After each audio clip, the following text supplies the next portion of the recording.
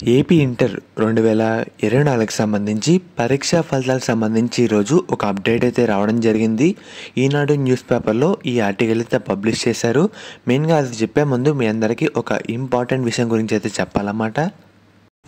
Inter తర్వాత ఇప్పుడు మన ఫోకస్ మొత్తం ఎంసెట్ మీద మాత్రమే ఎందుకు చేస్తామంటే బికాస్ ఒక మంచి ర్యాంక్ తెచ్చుకొని మంచి కాలేజ్లో సెలెక్ట్ చేసుకోవాలనే కదా మన ఫ్రెండ్ చెప్పాడు, లేదంటే పక్కింటి వాళ్ళు ఎవరొకరు చెప్పారు ఏదో కాలేజు ఏదో బ్రాంచ్ సెలెక్ట్ చేసుకుంటే మనం కెరియర్ పరంగా కూడా చాలా లాస్ అయితే అవుతాము, పనికి రాకుండా కూడా పోతాం అనమాట. బెస్ట్ కాలేజ్ని డిసైడ్ చేయడానికి దాదాపుగా 6 నుంచి 7 ఎక్స్పర్ట్స్ అయితే ఉన్నాయి. అవన్నీ మనం డీటెయిల్గా 1-2 సార్లు చెక్ చేసుకొని మాత్రమే డెసిషన్ అయితే తీసుకోవాలి. దీనికోసం మీ అందరికీ ఎక్స్క్లూజివ్గా ఆల్ ఇండియన్ 119వ ర్యాంకర్ శశాంక్ మరియు ఫోర్బ్స్ లో అండర్ 30లో వచ్చిన ఒక పర్సన్ వీళ్ళందరూ మీ అందరి కోసం ఒక ఫ్రీ కెరీర్ కౌన్సిలింగ్ సెషన్ అయితే కండక్ట్ చేయడం జరుగుతుంది.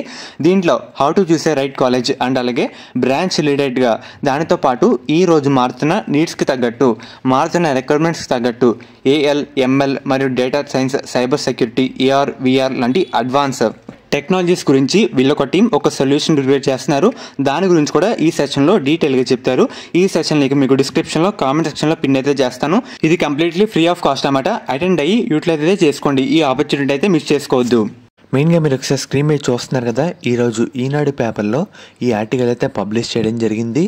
ఇంటర్ పబ్లిక్ పరీక్షా ఫలితాలు ఈ నెల 15వ తేదీలోపు రిలీజ్ చేసేందుకు ఇంటర్ విద్యామండలి కసరత్తు అయితే చేస్తామట. ప్రజెంట్ మనకి ఇప్పటికీ ఆన్సర్ షీట్ మూల్యాంకనం మరియు మార్కుల స్కానింగ్ సంబంధించిన ప్రాసెస్ మనకి ఆదివారంతో కంప్లీట్ అయితే కావడం జరిగింది. మళ్ళీ మనకి ఒకసారి మూల్యాంకనాన్ని మరోసారి రీచెకింగ్ అయితే చేయాలన్నమాట. ఈ ప్రాసెస్ చేసేందుకు ఒక 1 వీక్ టైం అయితే పడుతుంది.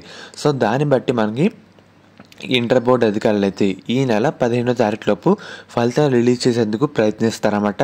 మనకి యాక్చువల్లీ ఈ మంత్ 12th అని చెప్పారు. ఏమైనా ప్రాసెస్లో లేట్ అయినా అవుతే కనుక ఇంకో డేట్ అయితే అనౌన్స్ చేస్తారన్నమాట.